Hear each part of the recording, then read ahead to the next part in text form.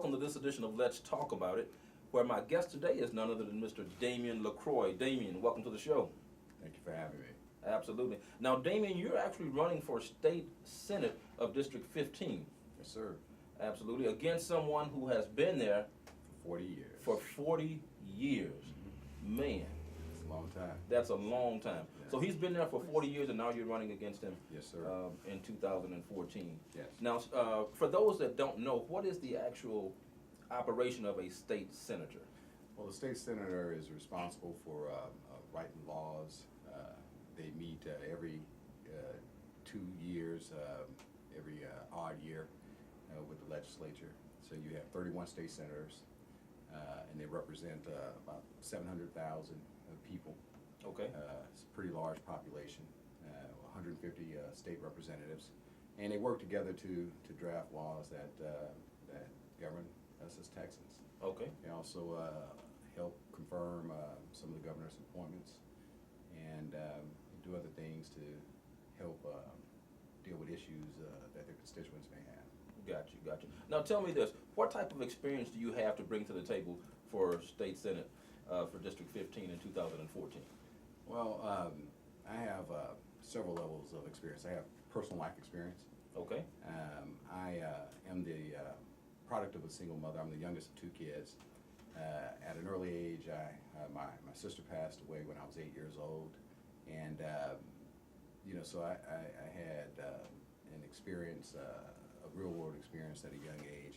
My mom was in an abusive relationship, so she had the courage to leave my father with 2 young kids and move back to Texas. I was born in Hollywood, California. Is that right? Yes, sir. Okay, so you were always camera ready. I was always camera ready.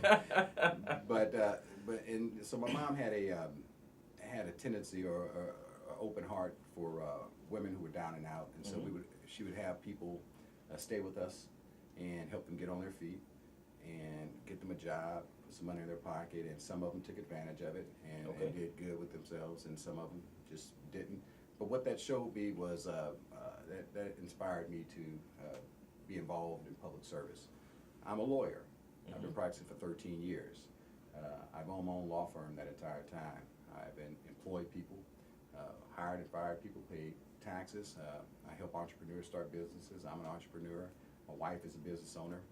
I've lobbied for the last 2 legislative sessions, so I've had the opportunity to work with elected officials in the state legislature.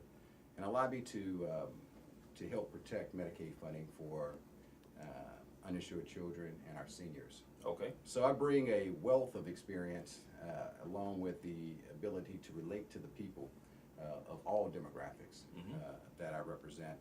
And with the new time, the current time, I believe now is the time for the next generation to participate shaping our future based on the current time period that we're in. So, Yeah, and that's important that you represent people of this time. Yes, sir. Because over a period, let's say 40 years, a lot has changed over 40 years. Yes, sir. In the social economic background that a lot of our kids are experiencing right now is really bad, especially in those areas, and particularly the one that you're actually looking to represent. Yes. As Senator for District 15. Now, as far as community is concerned, Damian, what would you want to implement into communities to make the children of this generation, so they can come up to the next level? What plan would you have? What plan of action would you have? So there are a number of things that I think are important to help people in the community better their lives and deal with the issues that they have. One is we have an issue with a lot of blacks and Hispanics are disproportionately arrested, prosecuted, convicted, and incarcerated. So I want to take a proactive approach to keeping our kids out of jail. Right. And a proactive approach is sometimes it's outside of your normal perception of reforming the criminal justice system. To me, a proactive approach is reforming our education system. Absolutely. One that's based on the 21st century education. Teaching our kids how to read, because whether or not the state of Texas determines how many prisons it will build based on whether a kid can read in 3rd or 4th grade. And Texas tends to invest more in the criminal justice system than in the education system. Yes. So teaching kids how to read, obviously, is an important factor. 21st century education, implementing a science, technology, engineering, and math core curriculum from K through 12. not just focusing on magnet or Vanguard schools, but for every school. Mm-hmm. China, their commodity is labor, but they think 100 years down the road, and they're educating their kids Right. with the science, technology, engineering, and math, STEM programs, and that is a 21st century education. So we always say our kids have the latest technology and they know how to use it better than we do. Yeah, But so true. But do they know how to take it apart, put it together? Mhm. Can they code computers, build robots? Are they Right. innovative? Economic opportunities are important. If somebody's employed, they're less likely to commit a crime. Right. And as a state senator, everything in the confines of writing legislation and working in Austin, you're one of 31. The districts are pretty large, and you have a lot of businesses, major corporations within those districts. Mhm. So reaching out to those corporations, asking them to host job fairs, hiring people that are qualified in your district, those are things that a state senator can do to help alleviate some of the issues that some people experience in the community. Right, right. Now, when you talk about implementing those types of things, you mentioned large companies within the parameter of the 15th district. Mhm. Okay, so you would basically go to those companies and ask them Mhm. if they would be willing to help their community. Right. But because it's in their community that we're looking for this type of thing. Right. So you can look outside the district and you can look within the district. Mhm. Texas, as it relates to the 21st century education, the STEM program, my research has indicated that kids who may not have a college degree but a high school Mhm. degree earn $9 an hour more in the STEM field than their counterparts. Okay. And I know that we have NASA, we have the medical center, we have the oil and gas industry. We have a lot of businesses and industries that are very rich in technology. And the oil and gas industry in particular, I know Mhm. they're willing to invest in these schools with a strong STEM program. So there are opportunities available out there. It's just that we don't have anyone trying to take advantage of it. They don't Right. seem to have a sense of urgency to help our kids and implement these kind of programs at our schools. Okay. Now, when you talk about a STEM program, explain for those that may not know what a STEM program is. So a STEM program is a science and math and engineering based program. It implements technology into a core curriculum, a higher level of math. My understanding is that kids don't have to take Algebra 2 or Algebra now in order to graduate. Okay. And I believe that we are dumbing down the system, and I believe we should expect more from ourselves Mhm. and from our kids.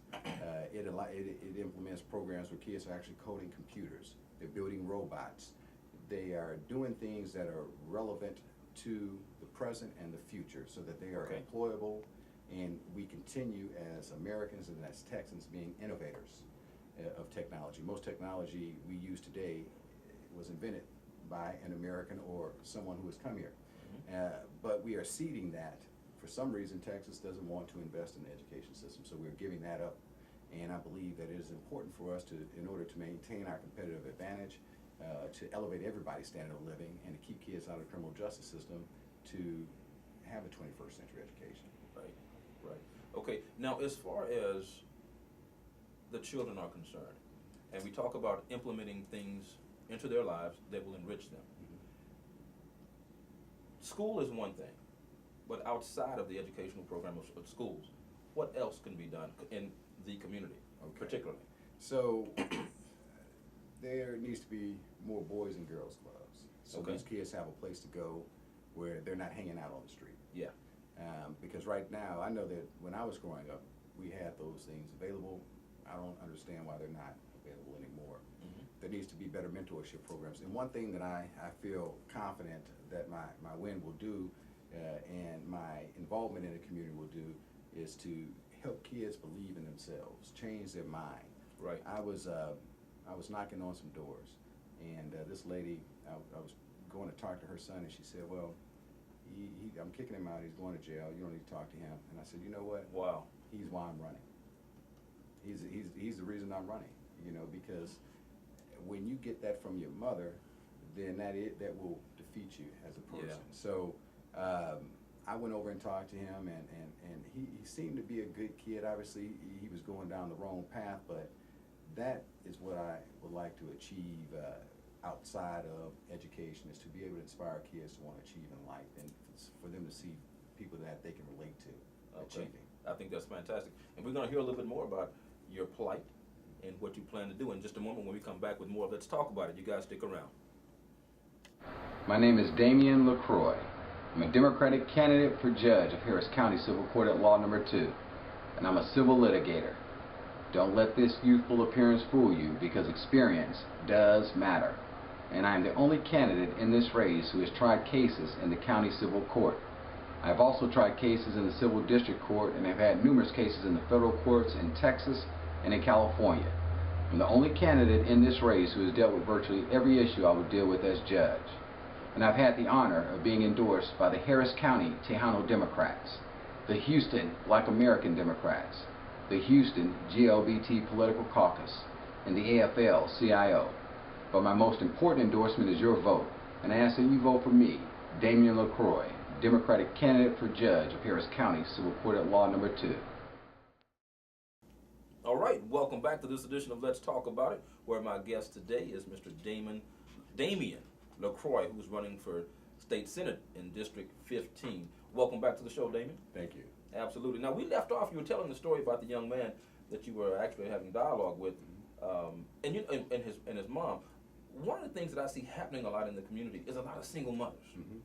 And a lot of times, being the single mom and trying to do all of it, it's hard to actually instill certain values in kids, because you're constantly doing this, doing that, and these kids are left alone, or they're what you would call latchkey kids, and basically raising themselves. What type of programs do you think would be good to implement for those types of situations to make a difference? Because it all, in my opinion, it starts at home. Right. So, so a lot of people say parents have responsibility, and they do. But like you said, you have parents that are single parents that may be working a lot in order to put food on the table, keep a roof over their head, and they may not have the time to spend with their kids. Right. So these after-school programs, these boys clubs, these are avenues for these kids to be able to go to, where you still have the STEM environment, where they can deal with the computers, build robots, play sports, but a little bit more than sports, more academic. Teach them how to read so that they can succeed in life. So, you know, it's really we have to acknowledge the fact that while we know parents have a responsibility in raising their own children, we have to acknowledge the reality that we have a lot of single parents, and it may be difficult for them to spend a lot of time with their kids. But if we had avenues for those kids to go to in order to enrich themselves with knowledge and different things, boys clubs, after school programs, then I believe that we can address some of the issues that a lot of the community that comprises District 15 may be experiencing. Yeah, yeah. And I think what happens a lot of times, because of their social economic background and the environment that they're in, it's a lot of times a sense of hopelessness. Right. And when you're hopeless, you don't push for better. All you see is what you see. Right. And so we want to instill new hope. And by giving them a vision or giving them something to strive for, we can instill that type of hope. Now, another thing that I see in the African American community, which is largely comprised of in District 15, is an absent father. When we talk about a single mother, of course, the counterpart is an absent father. How can we start to instill these values in the men, in the community, to actually make a difference in the community? So, I believe personally that a lot of people who grew up without fathers in my generation, they really want to be active in their kids' lives, some kind of way. So there's an issue with, I believe, 30% of African American males between the age of 30 and 34 will have some kind of experience with the criminal justice system in their lifetime. So, and when you have people being arrested for it, and this is nonviolent crimes, right? Okay, so this is maybe possession of marijuana, and they violate their probation, so now they go to prison. I met one gentleman, he used a stolen credit card, first offense, 5 years in prison.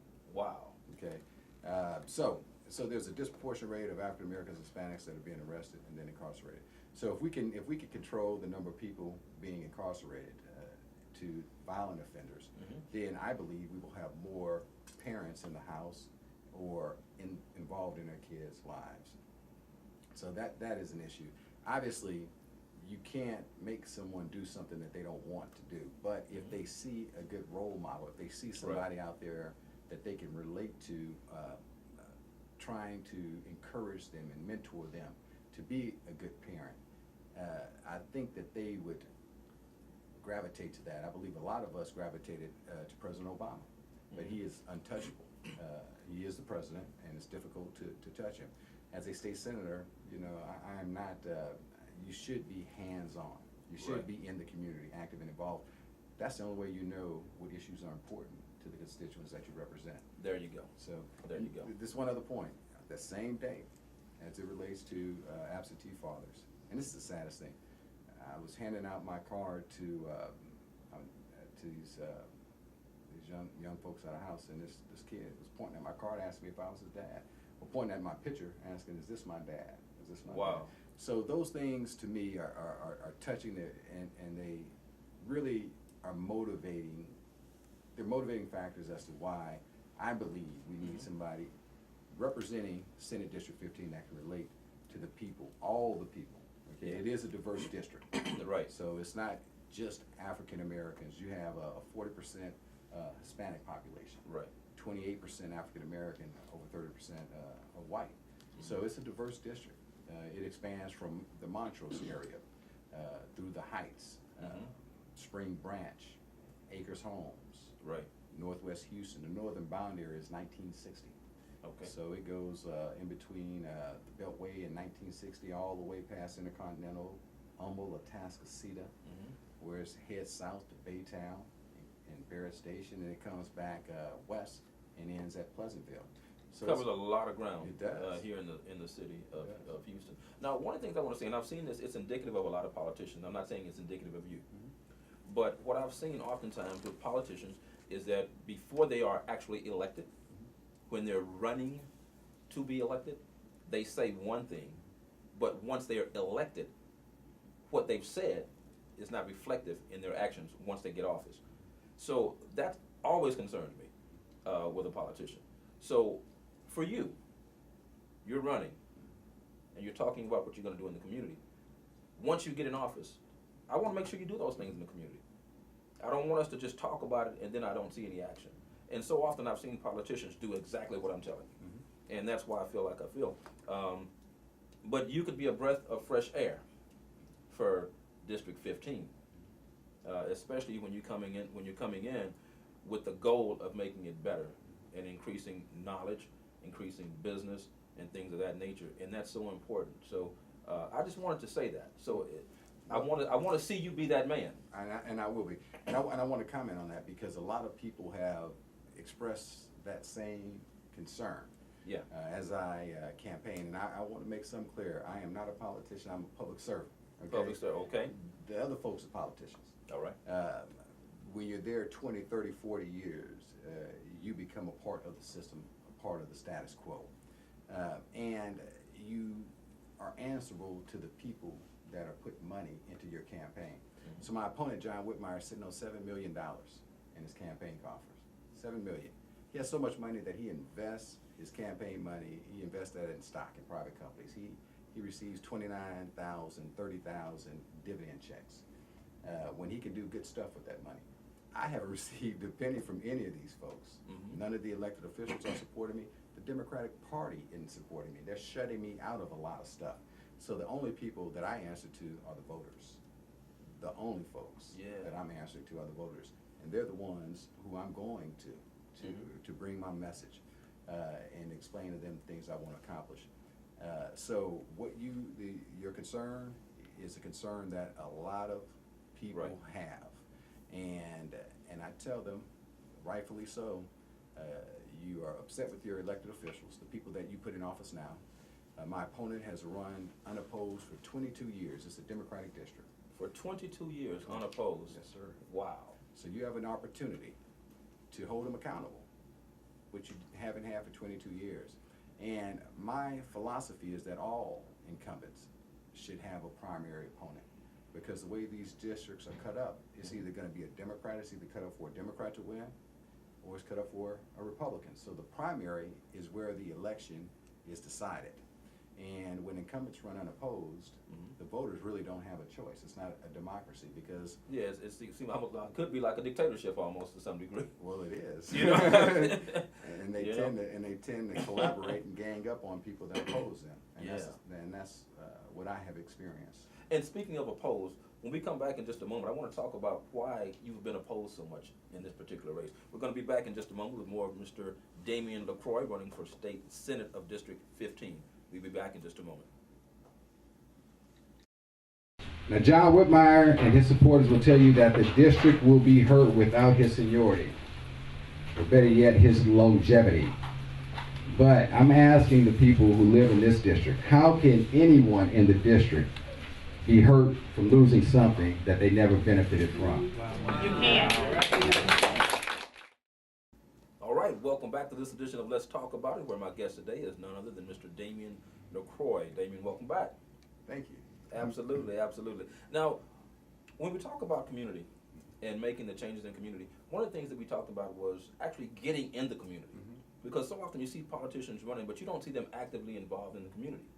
What type of things would you like to implement in the community Well, I think it's important. where you actually show up? Well, I think it's important for elected officials to be engaged and active in the community that they have been elected to serve. So there are several ways of doing that. You can host events, you can attend community events. There are a number of ways to be active. You have civic organizations that hold monthly meetings. You can host a meeting and invite as many people out as possible to hear their concerns, so that when you do go to the next legislative session, you're not clueless as to what issues are important to your constituents. And I would like to make this point because I know that we have been talking a lot about underprivileged kids, African Americans, and Hispanics. Right. But the district is diverse. You have a lot of young professionals that live in this district. It includes the Heights, Oak Forest, and Wood Forest, so Spring Branch. So it is a diverse district, and, right. and it is time to have somebody that can relate to all of the constituents on various levels. And having somebody in the next generation, somebody who grew up during a different time period, had different life experiences, Right. different ideas on how to solve the problem, is important because I can relate to all of the constituents. Yes. On every level. I went to Texas A&M, SMU Law School, so I don't have any problems moving in and out of different communities and relating to folks. And everybody needs to be represented. Right. Not just a specific segment of the district. Yeah, you know, it's funny when you say that, it reminds me of what Obama said when he was coming into office, that everybody needs to be represented, because so often you hear people say, oh, we got a black president. Right. Like it's just all about the black thing, and it's just not all about that. It's about everybody that you're elected to represent. So to hear that you're as diverse as you are is going to be good. It's going to make you more effective. I was interested in what type of infrastructure that you have in place to implement everything once you become state senator for District 15. Well, the infrastructure is a campaign infrastructure right now. Okay. When when I am elected, I will have access to a budget and a staff. So all state senators have a fixed budget. They have an office and a staff in Austin and one locally. And this is interesting about being active and engaged in the community. So you have 3 state senators in a real close proximity. You have Rodney Ellis, Sylvia Garcia, and John Whitmire. And these districts are large. I described the different areas. Well, John Whitmire has 1 district office in the Heights. And the district extends as far east as Baytown. Rodney Ellis has 3 district offices. Sylvia Garcia has 3 district offices. It's being accessible to the people that you serve. And what you find is that John Whitmire is not accessible. And this is an important point, I'm sorry, but before I decided to run, I went throughout the district to take the temperature of the voters. Yes. And what I found was that a lot of them did not know who their state senator was. lot of them. I would say 95% of the people that I asked, do you know who your state senator is, had no idea who their state senator was. They thought it was one of the other elected officials in the area. Right. And that says a lot. When you're in office for 40 years and the people that you represent don't even know Yeah. who you are, that's a problem. That's a Wow. problem. So that's one of those politicians that you were talking about. Yeah. And for me, in order for you to really feel the pulse of the community, in order for you to really implement the changes that you talk about, you have to get in there. Mhm. You have to get in the trenches. You have to know the temperature of your environment in order to make a difference and to make the adjustments that are necessary. Now, I understand that you have really not gotten a lot of support in a lot of ways in areas that you should have, or that we would have expected you to get support. Why do you think that is, or why has that been? So I have gotten calls from several elected officials asking me not to run. I've even gotten a call from the executive director of the Texas Democratic Party. And after I had met with these other elected officials, I pretty much called them and said, look, if you're asking me not to run, then there's no need for us to have this conversation. Right. Well, he asked me to run for the Texas Supreme Court. Said that the Texas Democratic Party did a profile on me, and that I would be a good candidate for the Texas Supreme Court. And the profile that they did was a pretty good profile. They had a lot of things that I forgotten I had accomplished over my 13 years of practicing law. And what it made me realize is that if they believe that, and one of the things that they said is that, you know, being of a younger generation, I have the ability to bring more people into the party. So that reinforced my notion and belief that if I could be a great statewide candidate for the Texas Supreme Court, then I can be a great state senator. There you go. And I like that. Yes, sir. I like that attitude. Yes. Now, you know, and this is just my personal opinion and how I feel about it. If you weren't looked at as a threat, so to say, or let's just say threat, then you wouldn't get this type of opposition because you wouldn't matter. But obviously, you're coming with something that could, that is kind of scaring some people, obviously, since they're trying to discourage you from your goal to become. To represent the people in District 15. They need a voice. So what these folks were saying was, look, you're young, you have a bright political future ahead of you, and I am 39 years old. John Whitmire was elected when he was 23.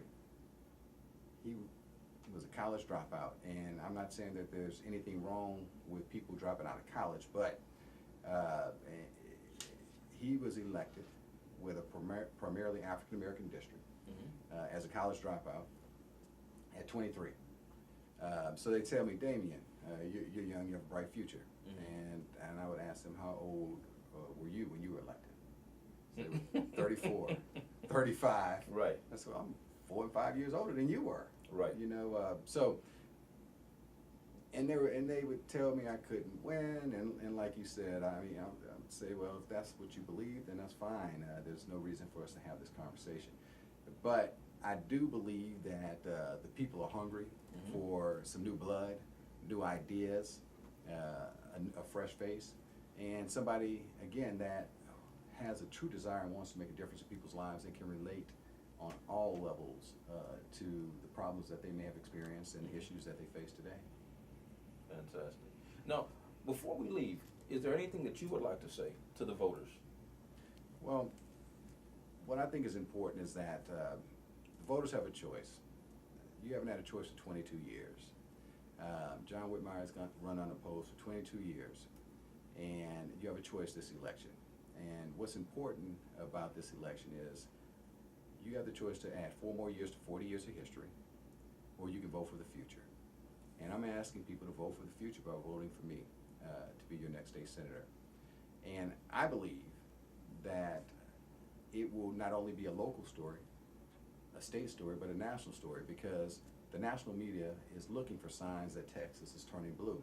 And as much as Democrats would like to believe that we're purple, at this point, I think that that is not the truth. But I do believe once I win this, then it will be a sign that we're on the path to turning blue. And I think my candidacy will elevate Wendy Davis's chance of winning the governorship.